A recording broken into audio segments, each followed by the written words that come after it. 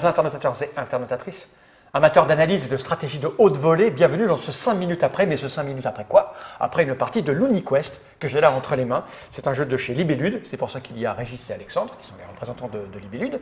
Mais c'est un jeu qui signé Monsieur Laurent Escoffier et David Franck. Et nous avons la chance d'avoir Monsieur Laurent qui est là et qui a brillé, tout comme moi, à son propre jeu, l'UniQuest. Je le rappelle, c'est un jeu pour 2 à 5 joueurs à partir de 8 ans pour des parties de 20 minutes, qui arrivera dans les boutiques françaises, Monsieur Française, fin février, début mars. Pile poil pour Cannes. Pile poil pour Cannes. Et on va un peu, pas discuter stratégie, parce qu'on le disait à la fin de l'épisode précédent, donc vous voulez savoir de quoi on va parler. Il y a l'explication de Régis, qui est une petite vidéo qui a duré peut-être 10 minutes, un quart d'heure. Ouais. Et puis il y a la partie qui a duré une trentaine de minutes. On va pas trop parler de stratégie, parce que c'est un jeu où il n'y a pas vraiment de stratégie, tu essayes de faire le mieux possible. Donc C'est ça, voilà. C'est pour s'amuser.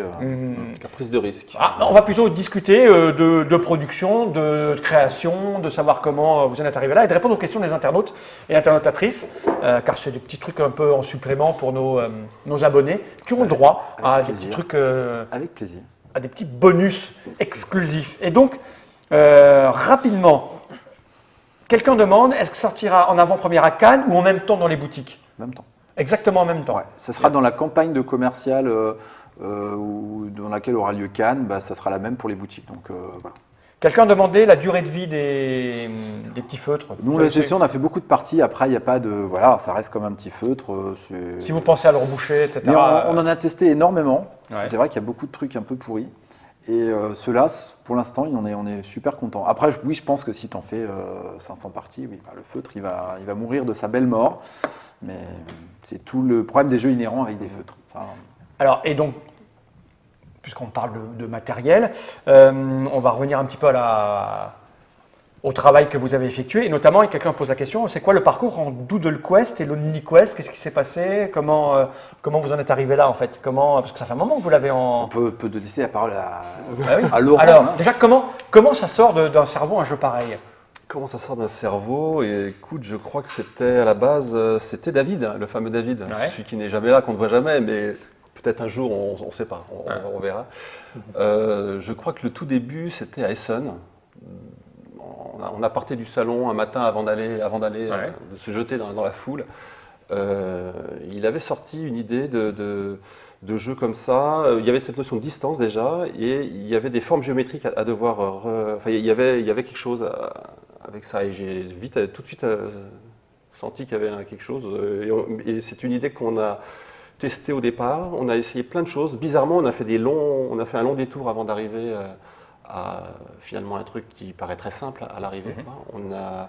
L'idée a resté longtemps à l'état, C'était déjà l'idée de dessiner un truc à côté d'un truc... L'idée de dessiner un truc à côté, oui, de cette notion d'analyse à distance de quelque chose, une mission à faire avec... il y avait des choses au départ très géométriques, très abstraites. Après, on est arrivé sur des grosses images, beaucoup plus grosses, et c'est finalement quelques années après, mais il faut dire qu'on a laissé beaucoup reposer parce que il y a eu Pix qui s'est intercalé entre les deux. Donc on n'a pas peu de temps professionnellement pour gérer vraiment à fond plusieurs projets en même temps. C'est vrai que c'est un projet, puis comme il n'était pas encore... il n'était pas encore, bien lisible dans nos esprits, donc c'était... et c'est vraiment 2-3 ans après peut-être, enfin c'est après Pix, donc peut-être même 4 ans après, que ça s'est décanté naturellement, et à l'occasion d'un festival de Toulouse, l'Alchimie du jeu, où on s'était dit qu'on y allait tous les deux, comme on se voit rarement, parce que lui il habite à Nantes, moi à Paris. Donc là, c'était une occasion de se voir. Et généralement, quand on se voit, ça marche bien. À Essen notamment, il y avait eu cette idée, plus Pix, plus une troisième idée qui avait germé lors d'un festival d'Essen. Et à Toulouse, on s'est retrouvés. Et je me souviens que là, l'idée de faire des missions très simples, mais individuelles, était arrivée. Et le transparent, il est arrivé à quel moment? C'était dès le départ, le transparent. Oui, dès le départ, il y avait le transparent, le feutre et puis la superposition. Mais bizarrement, c'était pas si évident d'arriver à des choses très simples. On a toujours tendance, le cerveau fait qu'on va toujours vers du compliqué. Peut-être qu'on a On a besoin de faire trop compliqué et après tout le boulot c'est de nettoyer, simplifier, de nettoyer, d'en enlever. Ouais. Et donc là vous êtes tombé dessus comment vous êtes allé les Alors voir? il y a eu Toulouse où ça c'est bien, c'était une évidence. Alors c'était vraiment j'avais juste fait quelques supports qui permettaient de caler les transparents, les croquis, enfin les décors, je les avais fait dans le train en venant, donc c'était vraiment voilà. Je me souviens qu'il y avait Hervé Marly qui était passé, qui avait donné des idées. Il y avait quelques personnes comme ça. On avait testé. On voyait que ça marchait très bien, qu'il y avait quelque chose à faire. Donc, en revenant de Toulouse, j'ai fait un premier prototype que j'ai envoyé à David parce que lui, il est allé au Flip et moi, je ne pouvais pas venir. Et donc, c'est au Flip qu'il a montré le proto pour la première fois. Parce que toi, tu vas au Flip depuis des années, depuis tout petit. Ah, c'est là que j'ai connu le jeu, en fait. Ouais. Ouais. Et je crois que ce jour, il pleuvait à verse. David était au fond d'une tente, il était là, je pense qu'il n'avait pas vraiment signalé. Alors, je ne sais pas si c'est ça qui a fait que tu l'as vu, mais moi, j'avais juste mis un petit statut Facebook. Je suis tombé du nid. J'ai cassé le mythe, on avait un rendez-vous. Ah d'accord.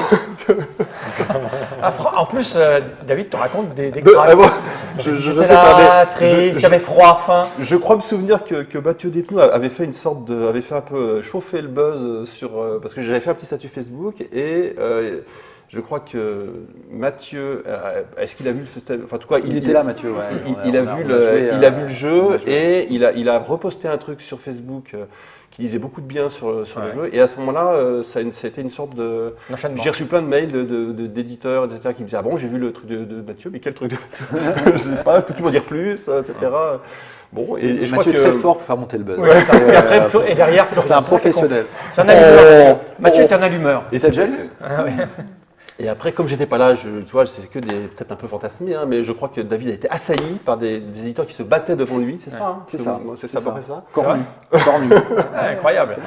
Et donc, il y en a deux qui sont relevés après la mêlée. Il y a eu Régis qui a dit je le veux, etc., en criant très très fort, je crois, en hurlant. Enfin, je crois que j'ai hurlé, oui. Régis qui hurle, ça fait mal aux oreilles. Et puis il y avait Tiffen qui travaillait pour Blue Orange, qui ne travaillait plus chez eux, qui a quitté la société. Oui, il a été viré puisqu'il n'a pas réussi à l'avoir. C'est ça l'idée, hein? Non. Ah, si. Moi, j'en ai discuté avec les gens de Bleu Orange, ils m'ont dit il n'a pas eu le jeu, on l'a viré. Non, Tiffen, elle a juste dit je le veux, mais je vais quand même. Enfin, comme elle c'était pas elle la chef, elle a dit il faut que quand même que j'en réfère. Donc elle avait moins de marge de manœuvre que Régis, forcément. Ouais. Voilà. Il a dit je le veux, mais peut-être demain. Enfin, mais il faut d'abord que à mon avis, oui, mais peut-être. Et du coup, en fait, quelques jours après. Thierry, donc le patron de Boule Orange, a dit oui. Donc on avait d'un côté, on avait déjà reçu le contrat de Régis dans une main, et il y avait Thierry qui nous. Donc on était un peu là, qu'est-ce qu'on fait, qu'est-ce que c'est ça? Et on a décidé de partager le monde en deux catégories. Ouais. Donc, ceux qui ont dit oui, ceux qui ont dit non. Non, on va dire oui à tout le monde. Mais c'est eux qui vont devoir se partager le monde. Et donc? En gros, ils ont les États-Unis, Orange, et nous, on a Belrest. D'accord. Donc, d'où un nom aux États-Unis? Voilà, qui s'appelle Doodle Quest. Alors, en fait, voilà, Blue Orange est parti tout de suite, très très vite en développement.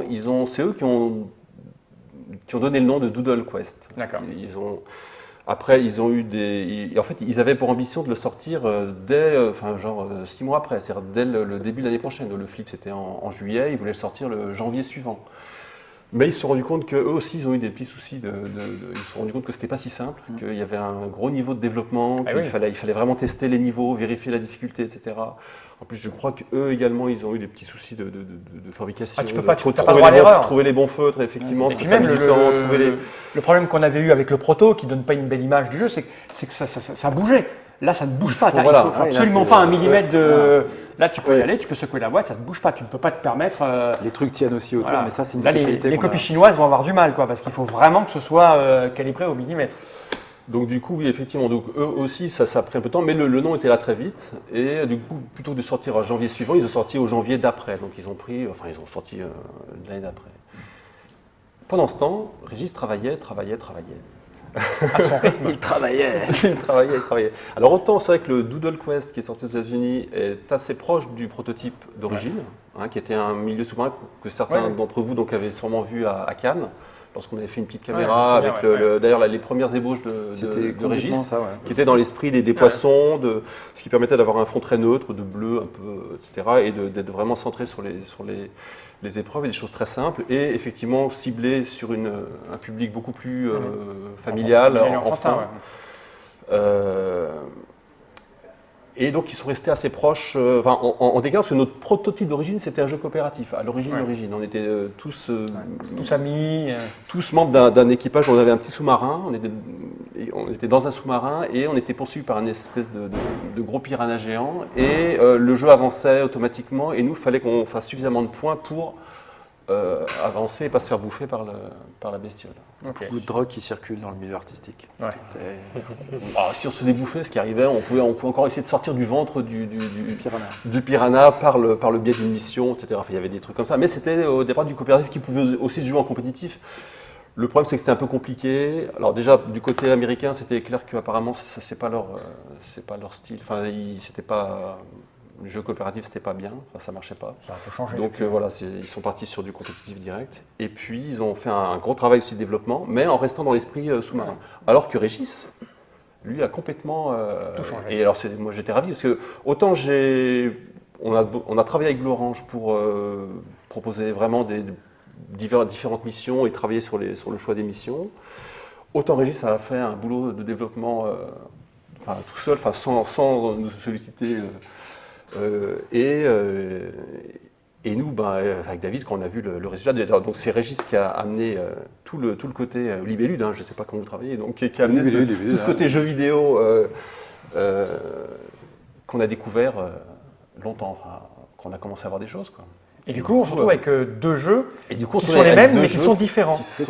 Et alors, on va basiquement parler économie, parce que là, il y en a un qui a une licence pour le monde, et vous pour la France, ou l'Europe, non, France Non, reste du monde. Reste du monde.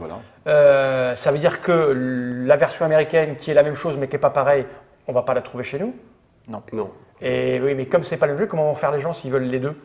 Après, il y a l'import. Il y a l'import, c'est ça? C'est ça. Dans une boutique US, ils peuvent te l'envoyer, puis l'inverse. Parce que du coup, s'il y a une concurrence, mais pas tant que ça, finalement, si? Non, parce que les publics sont différents. Parce que tu vois, il se trouve que naturellement, ils se sont vraiment adaptés chacun à leur public. En fait. Blue Orange, ils sont vraiment plus sur une cible familiale, avec des jeux plus simples, on va dire. Voilà, aux États-Unis, c'est des jeux familiaux, c'est avant tout des jeux enfants. Ultra ça. Voilà, donc il faut... C'est moins le cas chez nous, quoi. D'accord. Et là, d'ailleurs, même au niveau de l'âge sur la boîte, c'est pas pareil. Je crois que Doodle Quest, c'est à partir de 5 ans. Toi, tu l'as mis à partir de 8 ouais. Ou c'est peut-être 6 ans. Après, les premiers niveaux, on peut jouer avant. On peut jouer avant, mais tu m'en prends en garde. D'accord, donc là, on a éclairci le mystère des deux jeux qui sont identiques avec des noms différents. Alors après, il était un temps où je crois que tu te demandais si tu prenais le même nom ou pas. Puis finalement, tu as choisi une variante. On est dans différents, mais quand même avec un côté... Voilà, il y a toujours Quest. Quest, ça rappelle. Voilà. Ok. L'univers Xilith aurait pu être présent dans ce jeu, dit Monsieur Boobs. Oui, Boobs. Peut-être dans d'autres, mais pas dans celui-là. Pas dans celui-là. Qu'est-ce qu'ils disent? Les gens se demandent ça, si ça se nettoie. Oui, un coup de machin, ça se nettoie, il n'y a pas de problème. Honnêtement, cette version est nettement plus sexy que celle des US, dit Monsieur Grand Lapin. Oui, mais c'est parce que c'est adapté à des publics différents et Monsieur Grand Lapin est plus proche de cette version-là, puisqu'il vit en Europe, dans le reste du monde, alors que les Américains, eux, vont certainement trouver que la version américaine est plus proche de ce qu'ils attendent. Tout ça est très logique, tu vois, et le monde file droit. Ingérable dans les ludothèques, je ne sais pas de quoi vous parlez. Oui, en ludothèque, ça sera vite usé. Oui, mais bon, on ne va pas priver les gens de... Voilà, quoi. Comment joue-t-on les bonus stages après avoir touché les petits lutins? Merci. Ah oui, tiens, regarde. Donc on en prend un, on prend son petit jeton personnage qui sert aussi, qui indique notre couleur. On choisit le côté. On choisit le côté, donc tu choisis soit ce bonus stage là et tout. Et là, c'est juste un petit jeu de pichenette, donc je fais ça. Et là, le principe de celui-là, tous les petits vases que tu as touchés, celui-là c'est une vase avec une XP, voilà, j'ai fait qu'un XP. Si je faisais ça, hop là, je marcherais 3 XP plus 1, ça me ferait 4 XP. Et voilà, tu les rajoutes tout de suite. On n'a pas besoin de placer ça au centre. Non, tu peux le mettre devant toi. Mais c'est pour que la caméra. Et celui-là, c'est pareil. Tu vois, tu as des numéros, si tu touches la plante, c'est rien du tout. Et sinon, tu lances, et là, j'ai. Tu prends le numéro le plus grand. Là, je prends 4 points en plus. Et tu as le droit qu'à une fois. Une fois. C'est ultra rapide, c'est 10 secondes, c'est pour pas parasiter le jeu non plus. Je me prends la plante. Zéro. Ok. Que disent les gens encore? T'as envie d'essayer alors? Non, on a bien envie expliqué. d'essayer. Non, Au niveau du développement, alors les grosses problématiques que vous avez eues par rapport à la fabrication, c'était quoi qui n'allait pas? Alors, il y avait ce thermoformage là. Parce que tu vois, moi l'idée de base c'était, je voulais une piste de score un peu différente. Ouais. J'avais pensé à cette idée de petits bâtonnets qu'on pouvait glisser à la base. Voilà. Sauf que la première version, ça se passait tenait pas pas. vraiment comme on voulait, parce qu'il y avait du jeu dans la boîte, tout ça, donc ça se cassait un peu la gueule. Ça là, c'était pas assez profond, ce qui fait que ça se baladait aussi. Ouais. Donc dès qu'on Impossible de Dès qu'on vérifier. superposait un truc, ça se baladait dans la boîte, c'était pas bien. Donc il y a eu plein de petites choses comme ça qu'on a dû corriger. Donc c'est vrai que c'était pas des éléments qui étaient je dis bien indispensables. On pouvait quand même y jouer. Mais pour moi, je ne voyais pas l'intérêt. On préférait repousser, refaire la Bien sûr, prod bien sûr. et proposer un produit top qualité, parce que je pense qu'aujourd'hui, c'est ce qu'on a envie de faire nous, plutôt que de se dire, bon, allez, on le sort comme ça. Ils verront peut-être pas trop, allez, on ne sait jamais. Non, tu peux pas faire ça sur un jeu Non, pareil. c'est pas bien. Donc on a préféré prendre le temps. Bien sûr, c'est de l'argent, c'est du temps, c'est plein de choses. Hein. Oui, sur le moment, c'est pas une bonne nouvelle pour nous, hein, mais bon, voilà. À propos des marqueurs de score rigolo, il y a un jeu qui est sorti il y a quelques années, qui était vraiment pas terrible. C'est Fort Boyard. C'était la licence, c'était un jeu de Ruon, je crois, Fort Boyard. Et le truc qui était absolument génial, c'était le système de marquage de points. Parce que c'était des petits bâtonnets comme ça, mais en forme de bonhomme, qui se tenaient comme ça, tu sais, avec donc un dessous de bras. Ouais. Et tu les accrochais à la boîte. Et les mecs, ils faisaient le tour de la boîte, tu sais, avec les créneaux, parce que la boîte reprenait le créneau du fort. Et donc les bonhommes, et il y avait ça vraiment rigolo. C'était, tu bougeais ton bonhomme qui était en suspens, c'était excellent comme système. Mais sinon, le jeu n'était pas dingue. Et ça, c'était vraiment excellent. Je trouve ça rigolo aussi en termes de, tu vois, de packaging et tout, de réfléchir à des petites choses comme ça qui ne sont pas déjà trop vues. Je trouve ça fait partie aussi du plaisir d'un jeu, c'est de manipuler tout ça. Ouais. Oui, tu as raison, ça fait partie du travail d'édition et c'est ce qui plaît aux gens. Quelqu'un demande s'il n'y a pas peur de l'effet jeu mobile version plateau. Alors, est-ce que ça a été dit plus haut, plus bas? Parce que tout à l'heure, quand on regardait, tu nous as montré une petite vidéo qui va être diffusée pour expliquer les règles. Et je te disais instantanément, ça fait penser à un jeu. On peut y jouer en jeu, sur tablette, ou effectivement, ou même avec ta souris à côté. Enfin bref, ça ferait un excellent jeu sur support iPad ou autre. Et tu me dis, bah oui, évidemment. Bah oui. Est-ce que ça sera fait, pas fait, vous savez on a déjà eu des propositions dans ce sens. Après, voilà, il y a d'autres projets numériques qui sont en développement. C'est pas le. On va voir. Ouais. Ouais, mais bon, je sais pas s'il y a vraiment il y aura un effet, l'un pèsera sur l'autre, parce que c'est très rigolo d'avoir son. Mais c'est comme son matériel. Moi, honnêtement, je joue aussi pas mal aux jeux. J'ai joué à pas mal de jeux de société en ligne. Ouais. Le plaisir n'est pas le même. Non. Franchement, ce que je recherche aussi dans le jeu de société, c'est la convivialité. On va passer un bon moment. Je joue pas au jeu que pour jouer au jeu. Je joue pour jouer avec des gens que j'aime bien. Donc, si c'est pour tout le temps me retrouver tout seul, ça c'est plutôt du time killer. Je vais tuer le temps en faisant des petits trucs, voilà, parce que je sais pas quoi faire le soir en rentrant. Mais voilà, après quand je suis avec des amis, c'est pas pareil, quoi. On est d'accord. C'est pour ça que je ne joue. Pour moi, les deux sont compatibles. Les deux sont compatibles. Je joue jamais aux jeux vidéo en fait, parce que. T'as pas de temps à perdre. Non, c'est que j'y prends. En fait, j'ai jamais de temps disponible. C'est ça. Comme tu viens de dire, time killer, c'est parfait. C'est du time killer. Voilà, je fais pas. Et donc, qu'est-ce qu'il y a d'autre? Bon, pas grand-chose. Hein. C'est un 5 minutes après qui a duré 20, donc on va peut-être s'arrêter là. Ok. Puis j'ai du mal à. Il faut absolument qu'on. On va faire un projet participatif pour qu'on puisse acheter un iPad de nouvelle génération. Non, une tablette Acer, monsieur. Tout de suite, Apple, là, qui coûte très cher. Là, non, une tablette Acer, ça ne marche plus. Je fais ça, regardez. Ça, c'est du tactile. Tu vois, c'est du responsive 20 minutes, ça s'appelle. Je fais ça et ça ne bouge pas. Tu vois, tu peux leur montrer du dessus, regardez. Je fais ça et ça ne bouge pas. Tu vois. Dans 3 minutes, voilà. Dans 3 minutes, il va bouger, il n'en peut plus. Mais dans le mauvais sens, pas de mal. Ouais, c'est ça. Voilà, hop, tu regardes. Je fais de la magie avec, tu fais ça. Ah, il y avait une question là qui venait d'apparaître là. Si le jeu fonctionne bien, il faut prévoir la possibilité de racheter des transparents à la taille du jeu. Tu régulièrement se vient. Alors nous, on les a vraiment lavés plusieurs fois et a priori, ils sont pas mal. Hein. C'est pas des transparents que tu trouves pour les rhodoïdes là. Enfin, pour ils sont vraiment, c'est 5 mm d'épaisseur, donc ils sont quand même d'une qualité. 0,5, pas 5 mm. Oui, 0,5. On nous parle de Mysterium. C'est quoi Mysterium? C'est un jeu à la base vous allez sortir ukrainien, qui est déjà sorti notamment en Pologne, en Italie aussi, dans 2-3 autres pays, et que là on est en train de refaire pour une sortie Essen cette année, qui est vraiment un petit bijou. Alex a beaucoup retravaillé le gameplay, donc il y a plein de choses différentes, mais vraiment c'est le jour et la nuit pour moi. D'accord. Enfin, l'esprit reste le même, c'est l'essentiel, mais ouais, Bon, on en c'est reparlera super dans un truc Ouais, mystérieux. Ok, ça roule. Bon, les gens, on va vous rendre votre vie. On va finir ce générique parce qu'il va aller temps d'aller manger. Puis on va aller manger au Tex-Mex. Bien sûr, bien évidemment. Merci pour ce 5 minutes après. Je rappelle, c'était le 5 minutes après Lonely Quest. On a un peu évoqué l'historique du jeu, tout ça. Voilà quoi. Hein. Ouais. Merci Régis, merci Alexandre. Et puis encore une fois, Ben, merci pour l'accueil. merci Laurent. On bosse rien, c'est l'accueil, nous on est là. Donc on est là. Hein. Ok, on y va. Merci. C'est parti. Ça allait, on a dit tout ce qu'il fallait. Écoute, on a parlé de David ou pas? Qui est David? Ah non, je sais plus. Non. Jenny Wright.